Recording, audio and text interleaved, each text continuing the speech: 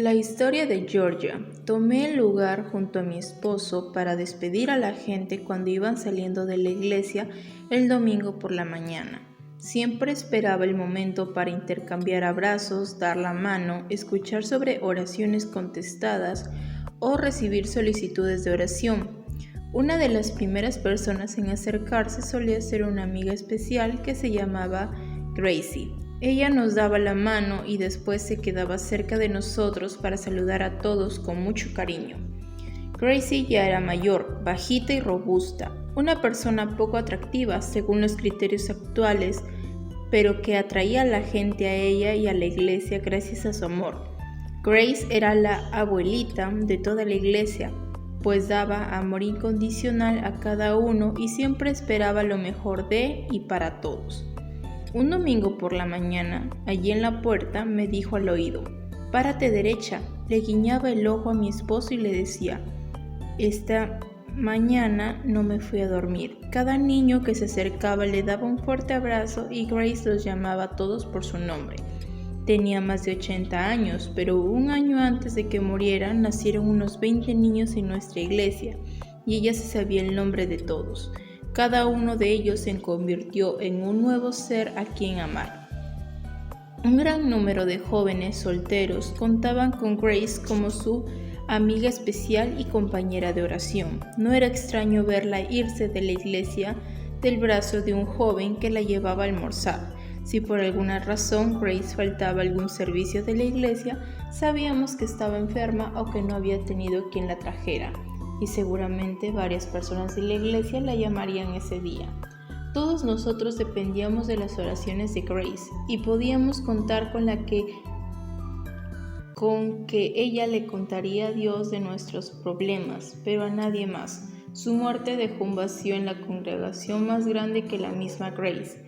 Con su vida me mostró el poder del amor incondicional y me convenció que cada iglesia necesita una mujer que sea su abuela espiritual. Alguien así no se paga con dinero, sino que es un regalo especial de Dios para su pueblo. El poder de la aceptación.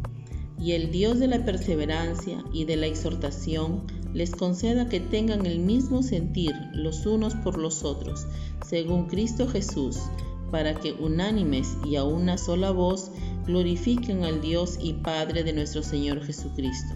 Por tanto, recíbanse unos a otros como Cristo los recibió para la gloria de Dios. Romanos 15, del 5 al 7. Fue una de esas conexiones divinas que yo no hubiera podido orquestar ni planificar. Habían muchas mujeres en esa conferencia en la que yo iba a participar, pero de pronto me encontré sola, parada junto a otra mujer. Lori parecía sorprendida, no solo por la inusual circunstancia, sino también por su propia franqueza al comenzar a contarme su historia. Fue difícil para mí asistir a esta conferencia. He sido miembro de esta iglesia durante varios años, pero no participo en el ministerio de mujeres. Las mujeres de esta iglesia son tan piadosas que si supieran mi pasado nunca me aceptarían. Después Lori me contó que había abortado cuando estaba en la universidad. Acordamos reunirnos más tarde. Al hablar con ella no pude negar que las mujeres de su iglesia sin duda alguna tenían una hermosa fortaleza espiritual. Sin embargo, le expliqué que debido a esa espiritualidad estaba convencida de que no la rechazaría. Al ver que yo no la había rechazado, Lori se sintió con la confianza necesaria para hablar con una de las mujeres de su iglesia, quien la aceptó y la amó. Lori comenzó a participar en el ministerio de mujeres y acabó contando su historia y compartiendo su testimonio en el estudio bíblico. La aceptación del resto de mujeres le dio la libertad para entablar relaciones significativas con ellas. Pero aquí no se acaba la historia. Esa aceptación también inspiró en ella la confianza para usar su experiencia a fin de ministrar a otras mujeres después de un aborto. Ese es el poder de la aceptación. ¿Cómo podemos lograrlo? ¿Cómo mostrar aceptación a las mujeres a fin de alentarlas? ¿Qué cualidades debería representar y enseñar una madre espiritual a una mujer más joven? La Escritura nos habla de una mujer que tuvo un impacto dramático en su iglesia local. La manera en que lo logró es una ilustración fascinante del aliento a los demás por medio de la aceptación. Entonces había en Jope cierta discípula llamada Tabita, que traducido es Dorcas. Ella estaba llena de buenas obras y de actos de misericordia que hacía. Aconteció en aquellos días que ella se enfermó y murió. Después de lavarla, la pusieron en una sala del piso superior. Como Lida estaba cerca de Jope, los discípulos, al oír que Pedro estaba allí, le enviaron 2 hombres para que le rogaran: «No tardes en venir hasta nosotros». Entonces Pedro se levantó y fue con ellos. Cuando llegó, le llevaron a la sala y le rodearon todas las viudas, llorando y mostrándole las túnicas y los vestidos que Dorcas hacía cuando estaba con ellas. Después de sacar fuera a todos, Pedro se puso de rodillas y oró, y vuelto hacia el cuerpo dijo: «Tabita, levántate». Ella abrió los ojos y al ver a Pedro se sentó. Él le dio la mano y la levantó. Entonces llamó a los santos y a las viudas y le presentó viva. Esto fue conocido en todo Jope y muchos creyeron en el Señor. Hechos capítulo 9, versículos 36 al 42. Dorcas es una de mis mujeres favoritas de todos los tiempos en la iglesia, cuyos equivalentes contemporáneos también son mujeres a las cuales admiro muchísimo. ¿Qué es lo que tienen Dorcas y las mujeres como ella para causar tanta admiración? Un análisis detallado de lo que pasó en Jope nos dará un ejemplo de una poderosa habilidad relacional: el aliento por medio de la aceptación. ¿Cómo cubrir necesidades reales de personas reales? El pasaje anterior nos enseña que tras la muerte de Dorcas hubo tal crisis en Jope que fue necesario enviar a 2 hombres a Lida para pedirle a Pedro que no se tardara en venir hasta ellos. Ahora, esto resulta interesante a la luz de la clase de ministerio que Dorcas tenía.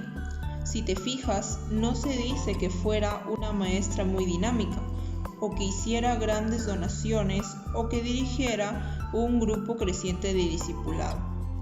Hacer el bien y ayudar a los pobres son cosas admirables, pero esto no parece ser la clase de ministerio que se destacaría en el informe anual de la iglesia. Dorcas no participaba en un ministerio muy reconocido, pero con todo, su muerte causó una enorme crisis. Seguramente habían fallecido antes otras personas de la congregación. ¿Por qué esta muerte requería ser atendida inmediatamente por Pedro? Hay algo de especulación en esto, pero al parecer Dorcas estaba a cargo de un ministerio de cuidado que cubría necesidades reales de personas reales. Aparentemente ella obraba de tal manera que las personas eran edificadas y alentadas, pero no presionadas ni desanimadas. La afirmación de que siempre servía a los demás y ayudaba mucho a los pobres es bastante exhaustiva, y si soy honesta, ese siempre me genera cierta incomodidad. Esta mujer debió ser alguien sumamente organizada y estructurada para poder servir a los demás y ayudar a los pobres todo el año, no solo en Navidad. La razón por la que siento esa incomodidad es porque, como muchas mujeres, tengo una lucha contra el síndrome de la supermujer. Muchos de los mensajes que las mujeres recibimos hoy en día nos dicen que debemos tener todo y hacerlo todo. Y además de ser muy buenas, tenemos que vernos bien al hacerlo. Algo en nuestra feminidad nos hace sentir que debemos estar a la altura de lo que pensamos, con frecuencia exageradamente, que nuestra familia, nuestra iglesia y la sociedad esperan de nosotras. Nosotras mismas nos presionamos demasiado, así que cuando nos encontramos con alguien que parece una supermujer, se intensifica la presión. En la comunidad cristiana, una mujer que siempre está haciendo el bien definitivamente puede causar problemas si da la impresión de estar desilusionada o desanimada con nuestro nivel de desempeño en el ministerio. Marshall Shelley define a tales personas como dragones bien intencionados. En el seno de la iglesia son muy amables, santos bien intencionados, pero a su paso dejan úlceras, relaciones tirantes y malos sentimientos. No se consideran gente intratable ni se pasan las noches tramando maneras de ser malos. A menudo son pilares en la comunidad, personas talentosas, merecedoras de todo respeto, pero por alguna razón minan el ministerio de la iglesia. No son rebeldes naturales o patológicos, son fieles miembros de la iglesia, convencidos de que están sirviendo a Dios, pero terminan haciendo más mal que bien. Un dragón se caracteriza por el fuego que sale de su boca. Los dragones de la iglesia son conocidos por el fuego de las palabras que dicen. Sus palabras y actitudes hieren, destruyen y causan una ansiedad considerable a los que les rodean, porque establecen un nivel espiritual para ellos mismos que después imponen a los demás, aunque nadie puede alcanzar. Los dragones no aceptan las limitaciones o preferencias de nadie que no estén totalmente de acuerdo con ellos. ¿Qué es lo que hacen estos dragones? Escriben cartas de crítica al pastor o a los ancianos de la iglesia. A una dragona se le puede escuchar insinuando que si el resto de mujeres de la iglesia ayudara con el ministerio de provisión de ropa, ella no estaría tan saturada. También se queja de que los diáconos en realidad no se preocupan por los pobres, porque de lo contrario aumentarían el presupuesto del ministerio. Las dragonas critican a las mujeres jóvenes en la iglesia por acudir a manifestaciones pro vida en lugar de aprender a coser. Es triste, pero cierto. Cuando un dragón se va de la congregación, aun cuando haya sido un arduo trabajador que servía con celo al Señor, se experimenta más alivio que crisis. Dorcas, sin embargo, no era una dragona. Ella nos muestra que es posible ser una mujer inteligente y organizada que participa activamente en el ministerio sin hacer que otros se sientan culpables o presionados. Caridad envuelta en amor. ¿Qué había en Dorcas que hacía de ella una mujer tan amada? Al reflexionar acerca del carácter y ministerio de esta mujer, he llegado a la conclusión de que su poder estaba en su persona. Por encima de todo, Dorcas era una discípula de Jesús, que es lo primero que aprendemos de ella en este pasaje de la Escritura. De hecho, debía haber sido una discípula muy disciplinada para tener ese ministerio de tanto alcance. Con todo, su ministerio no era un ministerio de deber, sino de amor, pues sus obras de caridad eran una expresión de la gracia de Dios en su vida y estaban cubiertas de amor. Una actitud de amor por Jesús y la aceptación de los demás debieron tener tanta influencia en sus acciones que no suponía amenaza alguna para otra mujer u hombre. Cuando observo las hijas modernas de Dorcas, veo en sus acciones lo que imagino que era también real en la Dorcas de Jope. Puedo imaginar que daba una entusiasta bienvenida a las personas que llegaban a su congregación e invitándolas a té. Puedo imaginar que escuchaba a una mujer y se daba cuenta de su soledad e inseguridad, pero después evaluaba sus dones y circunstancias y le preguntaba con cuidado si quisiera ayudar a coser algo de ropa. Puedo imaginar que tenía cuidado de no ser exigente con ella y de comunicarle fe en su potencial. Puedo imaginar que la convencía de que nunca ha visto ropa con tan hermosas costuras y luego la invitaba a acompañarla para entregar el regalo. Me imagino que le exigía mucho a la mujer para aumentar su confianza, pero sin crear culpa. Y me puedo imaginar que esta mujer comenzaría poco después su propio ministerio. Puedo imaginar que Dorcas se acercaría a otra mujer en la que notara ciertos dones de organización y le preguntaría si estaba interesada en movilizar a algunas madres jóvenes y a sus hijos para entregar comidas a los pobres. Puedo imaginar que mujeres de todas las edades en la congregación recibían notas de aprecio y aliento de Dorcas. Puedo imaginar que Dorcas le pidiera a una mujer que acabara de quedarse viuda o apenas se hubiera divorciado que se sentara con ella en la iglesia y luego la invitara a comer.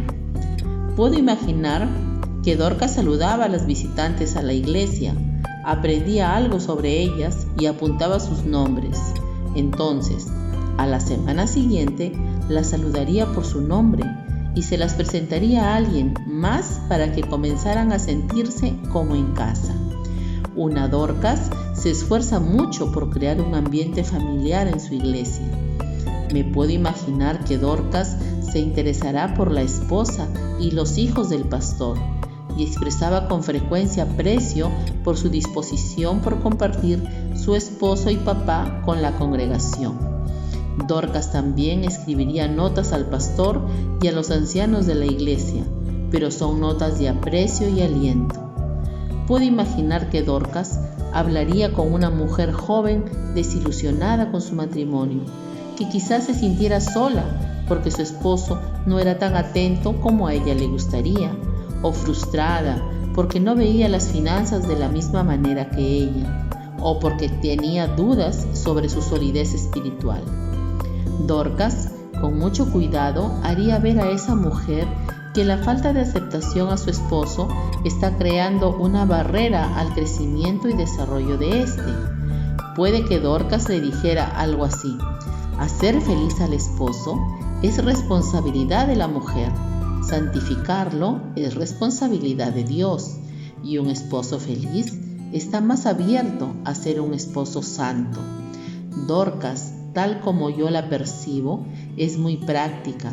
Por eso les explicaría a las mujeres jóvenes que satisfacer la necesidad sexual de un hombre transmite aceptación de manera más poderosa que cualquier otra cosa, y un hombre necesita sentirse aceptado por su esposa. Puedo imaginar que Dorcas desafiará con amor, pero también con firmeza, a la mujer cuyos hijos ya se han marchado de casa y que se queja de aburrimiento, para que participe en la obra del reino que debe hacerse, y le ofrecerá ayuda para que se involucrara en el ministerio. Dorcas compartiría con ella en amor alguna de sus ideas sobre confeccionar listas cada noche a fin de tener objetivos para el día siguiente, en lugar de pasar sus horas sin propósito viendo telenovelas. Con todo, si una mujer madre le expresa su frustración por no poder involucrarse en un ministerio, me puedo imaginar que Dorcas le recordaría que hay diferentes etapas en la vida y que ahora mismo su campo misionero sería su hogar. Puedo imaginar que las mujeres escuchaban a menudo las palabras "voy a orar por eso" de parte de Dorcas y sabían de alguna manera que de verdad lo iba a hacer.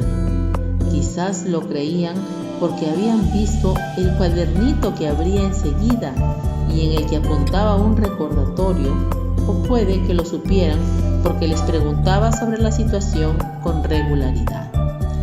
Puedo imaginar que todas se sentían queridas cuando estaban con Dorcas. Puedo imaginar que todas se sentían aceptadas, incluso las adolescentes con sus peinados locos, su ropa extravagante, pues de alguna manera no sentían que eso era algo que le importara a Dorcas. Las madres de esas adolescentes también se sentirían cómodas acerca de Dorcas, porque ella les diría lo maravilloso que era que la iglesia contara con la presencia de tantas jóvenes, en lugar de preguntarse en qué se habían equivocado sus padres. Todas estas imaginaciones no son el resultado de una mente creativa, sino que son lo que he visto en hijas de Dorcas contemporáneas, en iglesias locales por todo el país. Puedo detectar a una Dorcas contemporánea incluso cuando visito una iglesia a la que nunca había asistido. Siempre hay gente alrededor de ella, algunas veces riendo y otras con lágrimas en los ojos. Ella tiene una sonrisa, un abrazo y una palabra amable para todos.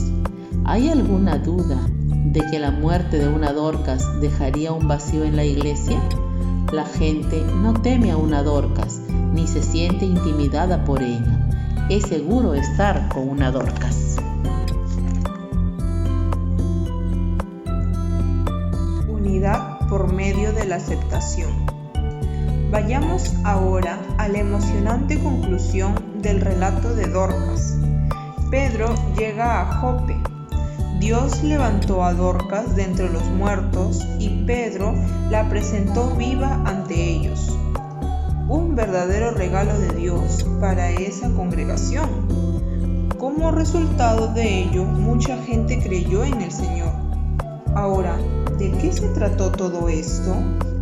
¿Cambió Dios su parecer respecto al tiempo de la muerte de Dorcas? Claro que no.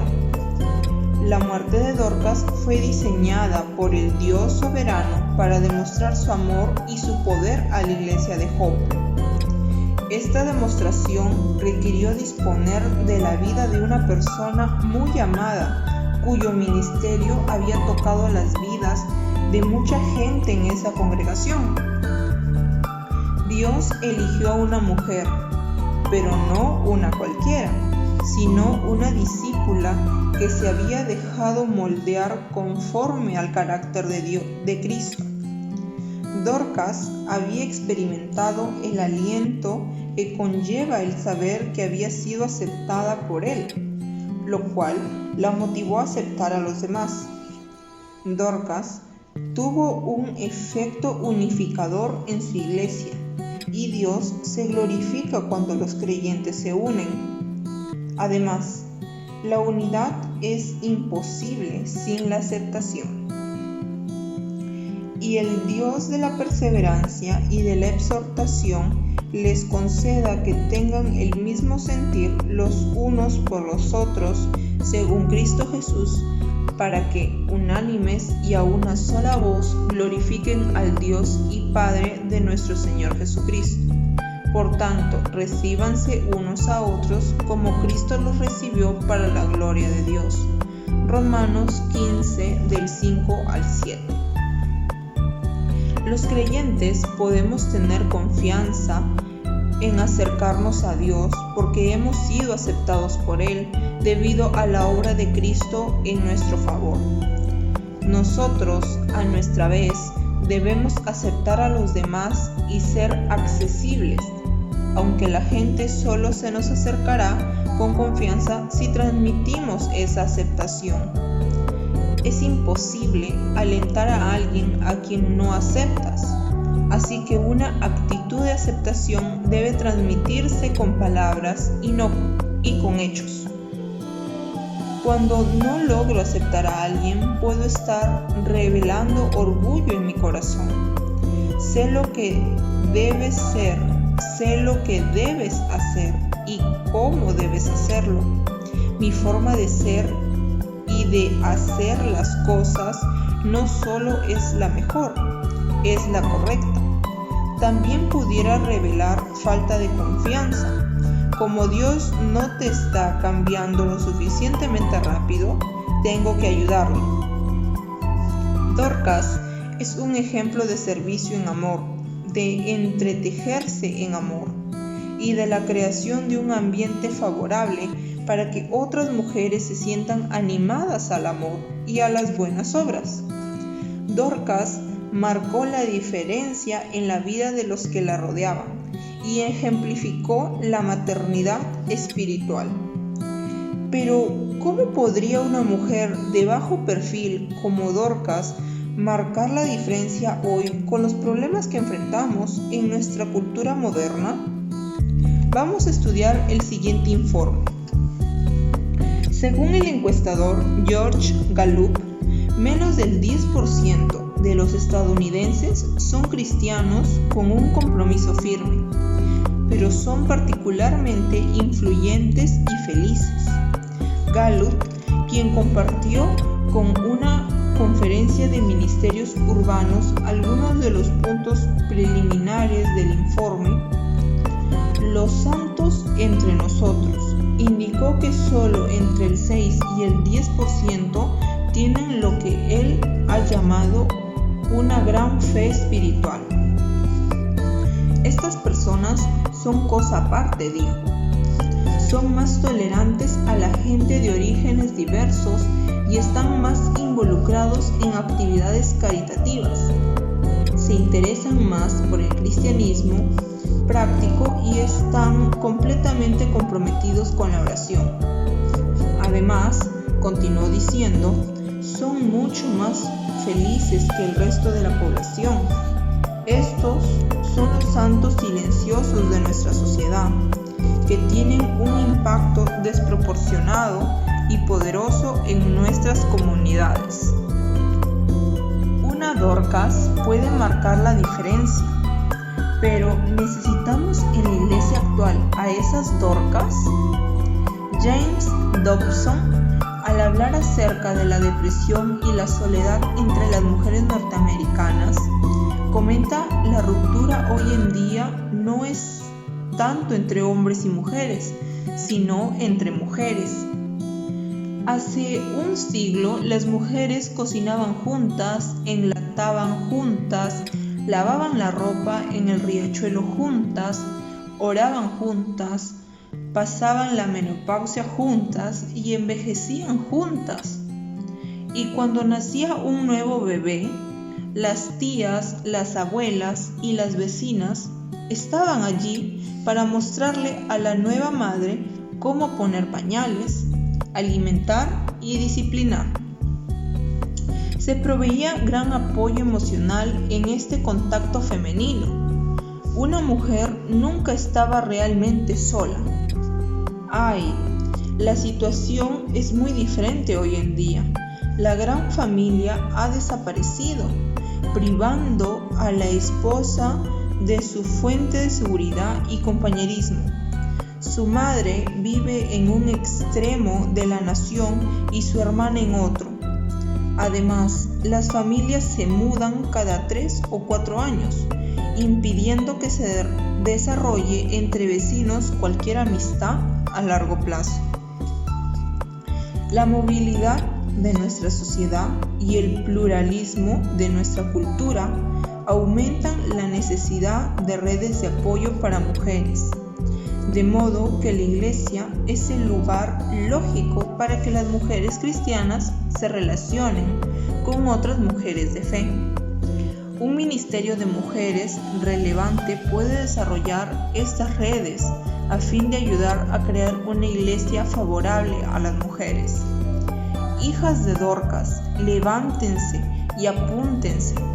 Al alentar y preparar a las mujeres jóvenes a fin de que vivan para la gloria de Dios, podremos tener un poderosísimo impacto en ellas y en nuestra cultura.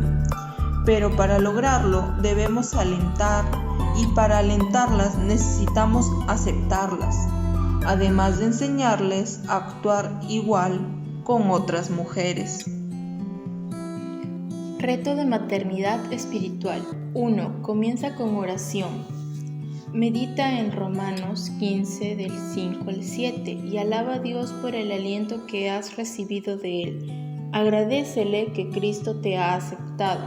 Examina tu actitud de aceptación. ¿Transmites una aceptación amorosa a otras mujeres? ¿Eres accesible? ¿La gente de tu iglesia sabe que los amas? Lee de nuevo la lista de cosas que imagino de Dorcas. Luego, sé una Dorcas contemporánea y pon una de esas imaginaciones en acción. Invita a alguna mujer soltera a cenar con tu familia, pues muchas de ellas desean disfrutar la oportunidad de pasar tiempo con una familia.